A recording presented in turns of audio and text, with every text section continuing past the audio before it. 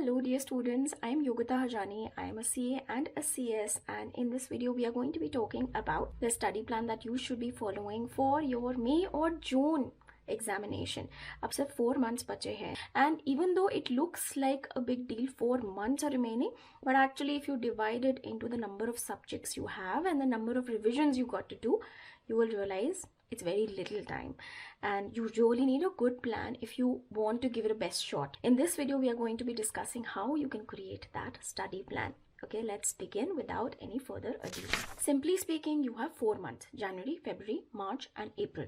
Let's say you are giving 4 subjects. That means you're giving one group.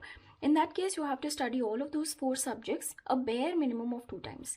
And you can improve your chances of passing by doing it 3 times or even 4 times. I have seen students who clear the exam by studying the entire subject just 2 times because they study it very nicely with full attention without any distraction. And I've also seen students who just force themselves to study that entire subject for 3 times, 4 times, but they don't clear the exam.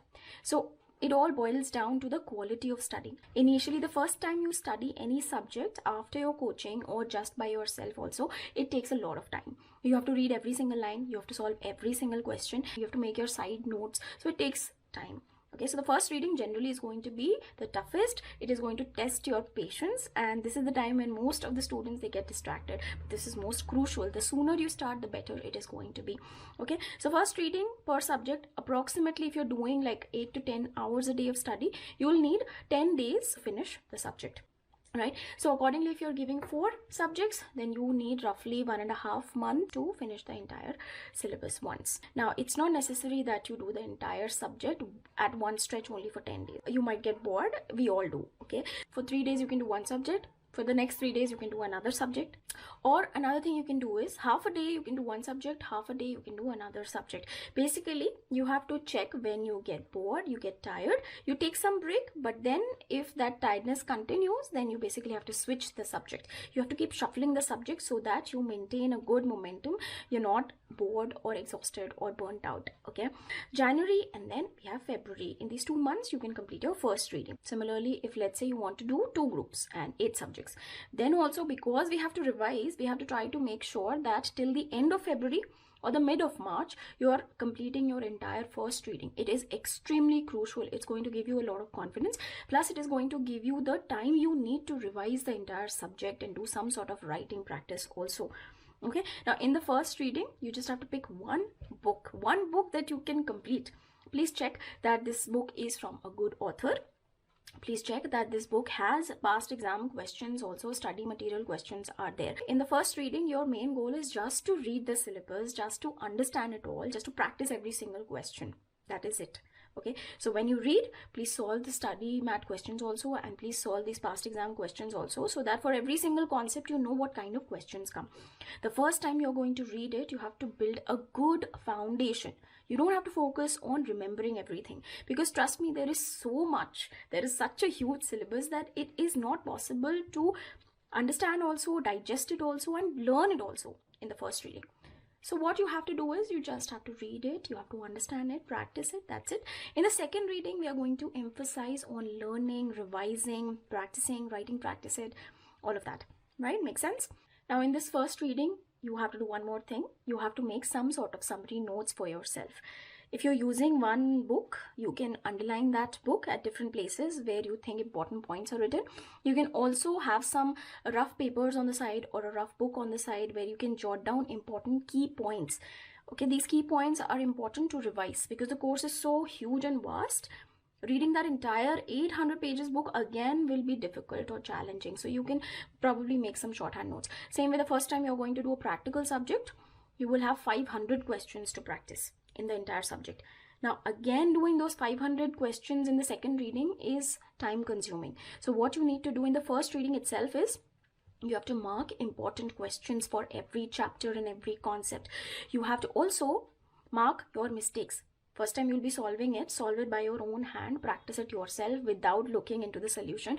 Push your thinking and try to come to the solution yourself. If you're not able to come to the solution, then you can check the solution, right?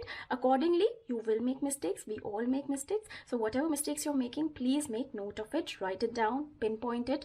These mistakes, you have to revise it the second time, because We don't have the time to solve 500 questions again.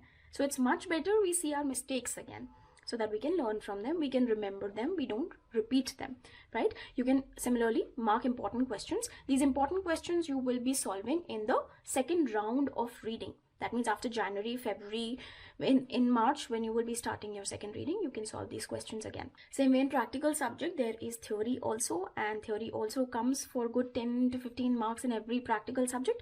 So for theory also, please make sure you read the theory subjects, you mark important concepts, because you will be revising them. So the first time you are going to be reading, that is in January and February, usually students don't have a lot of pressure, because we think that 4 months are remaining, the exam is in May, there's a lot of time left, and we'll be able to manage it. We think like that, but it doesn't help us, it doesn't make us work hard. Okay, so the best way to study now is to actually enjoy the process of learning. You have to basically see these books as your friends, like somebody who's going to teach you some new concepts that will help you make money in the future.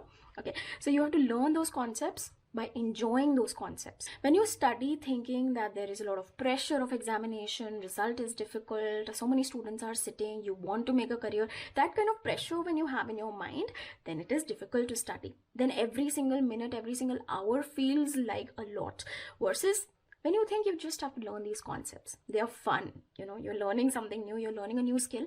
That attitude itself is going to make it faster for you. You'll enjoy it also. Plus, every single day you can study for 8 hours, 10 hours, and you will not feel like you're studying. You will feel like it's play. Now, it's important that you have some timeline when you're going to finish the different subjects. Okay, so January and February will go for first reading. Then March approximately and the middle of Feb you will be doing the second reading, and after that also approximately 20 days you will be spending for your last reading. Now this is a broad plan. You have to further break it down into weekly goals also, daily goals also. You don't have to do very detailed planning. Please don't go for every single subject, every chapter, how much time you're going to give to this chapter, make a whole list. Please don't do that. I have seen some students doing it and it just creates so much pressure and it doesn't even get fulfilled. So you don't have to make that kind of detailed planning, but what you can do is have some rough planning. For example, if the first 2 months you will be focusing on 4 subjects, then that basically means that 10 to 15 days you have to give to every single subject, right? So write it down on a piece of paper, stick it somewhere so that every single day you know how many days are remaining. So for this subject number 1, you have 10 days. Okay, 1 day is finished, then you cross it out and you write 9 days. Okay, another day you have spent on doing that one subject, you cross it out and write 8 days. So every single day when you wake up, you see that piece of paper, you know that for this subject you have these many days remaining. For this subject you have these many days remaining. Okay, similarly keep a track of the chapters also. How many chapters are remaining, how many chapters need to be done, how much time is remaining. Okay, this is something which you will have to see and check every week. Every week you will have to see how much you have completed your study plan, how much is remaining, how far you are, and then accordingly you will have to redraft your study plan a little bit. Okay, on weekly basis you will have to do this evaluation also. So let's say accounts has 16 chapters and you kind of have to finish it in 10 days. 1.5 chapter every single day you will have to do. So in the morning itself, you should know that and try to achieve it as fast as possible. Have those timelines in place. Now, what about classes? For every single exam that I have given, at least 2 to 3 months prior to the exam, I was done and dusted with all the coaching. Reason being, I needed time to study. I needed time to do my own work. That means read everything myself, learn everything myself, practice everything myself, do some writing practice, revision, everything. There is a lot that you also have to do along with coaching. So make sure that coaching is done and dusted well before time. So if you have any subjects that you are taking the coaching of right now, speed up the process and just make sure that you finish up the coaching at least by January end. That means you should have at least 2.5 to 3 months for just your self-study. Okay, your coaching should not be dragging till the end of your preparation. I have seen so many students who do this mistake. Please don't do it. You will just waste your time. Also, as you take the coaching, please simultaneously whatever your teacher is teaching you, you please practice it yourself at that time itself. Don't wait that after the entire coaching is completed, after binge watching all the lectures, after that you are going to be studying yourself. It doesn't work that way. It is much easier that when your teacher is teaching you, the same time you study those concepts yourself, you practice those questions yourself, make your notes yourself. It will probably take you additional 2-3 hours every day after your classes also, but that's how it has to be done. That will make your process easier. It will seem bulky initially, but later on you will reap the benefits of it. Versus if you just binge watch all the lectures and later on study that huge fat book, you will face a lot of difficulty. You will forget things and you will have to re-watch those lectures again, or you will have to refer some other faculty. It's not worth it. Now, it may be possible that some of you have some classes pending also, plus you also have to do first reading. Then you have to combine them together. So in a day, maybe 5 hours you can give to watching lectures, maybe 1 or 2 hours you can dedicate to studying the concepts that your teacher has taught you, and then after that 3 to 4 hours you can do your own self-study for another subject. So that was all about the first reading. Now let's move on to the second reading. So after January and February, in March or mid of March, you will probably start your second reading.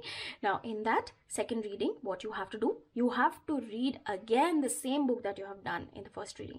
Please don't change the book. That is why it is very crucial to select the right book in the very beginning. I have seen so many students who jump from one book to the other because there are some new notes that some teacher is giving, and so you jump from your original book to that new book. Sometimes it works if you have zero preparation in that subject, then you can jump to a new book because anyways you have not studied the first book. But if you have completed 70 to 80% of a book, please don't change that book. So in the second reading, along with that main book, you have to do the important questions that you had marked. Whatever mistakes you had done in the first reading, you have to revise it. Plus, in the first reading, we focused on understanding the concepts. In the second reading, we are going to be focusing on also learning those concepts. Okay, so you will have to use the active recall technique, which basically means you have to read the concept, you have to put your hand on it, and then you have to recall it by yourself. So there is a quote from Bruce Lee that it is much better if you practice one kick 1,000 times versus practicing 1,000 kicks one time. I believe the same thing applies for our examination also. It's way better that you select a few bunch of questions, maybe 500 questions, and you practice them again and again.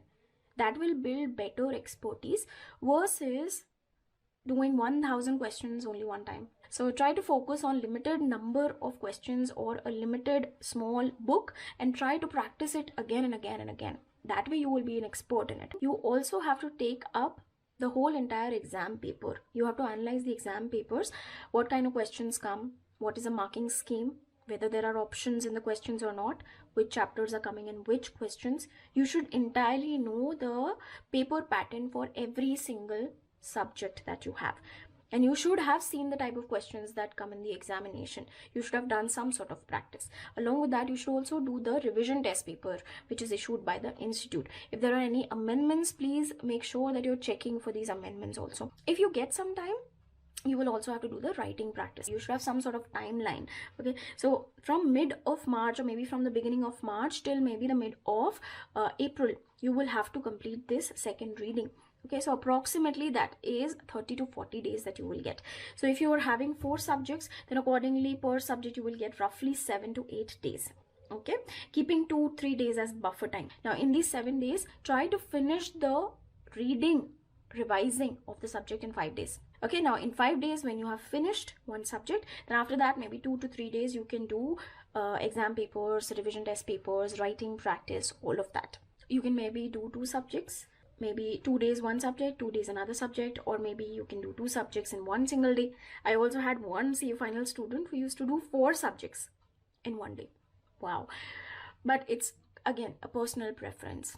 There is no right or wrong. It's just a personal preference question. Okay, whatever makes you happy, do it. And finally, in the middle of April, or maybe in the first week of April, you should be done with your second reading. After that, you will have roughly 20-25 days left, in which you will have to try to do your third reading. In the third reading, basically, whatever you have done in the first reading and the second reading, you have to revise it. You have to read the same book. If you have made notes, please read those notes. So you have to revise those notes. You have to again see the important questions, important formulas that you have marked. Okay, all of that you will have to try to complete in 3 to 4 days. That is all you will get. Now this video I made assuming that you're giving one group. But let's say you want to give both the groups, then accordingly you will have to reduce these timelines into half. Every timeline that we discussed, it is going to become half. And your per day study quota is going to become double. So for normally everybody should at least be studying 7 hours in the beginning, and then later you will have to keep increasing it to 7 to 8 to 9 to 10 to 12 hours till you reach April. If anybody of you is giving both the groups, then from the very beginning, from now itself, you will have to try to do 10 hours study every single day, and you have to try to increase it to 11 hours, 12 hours by the time you reach April. So that's how you have to create your study plan. And if you haven't subscribed to this channel yet, please make sure that you do subscribe to this channel. Also like this video. If you have any questions, please write them down in the comment section below. I would love to read it and I'll reply to those or make a video on it. And I hope this was helpful, and I'll see you again very soon. Bye bye.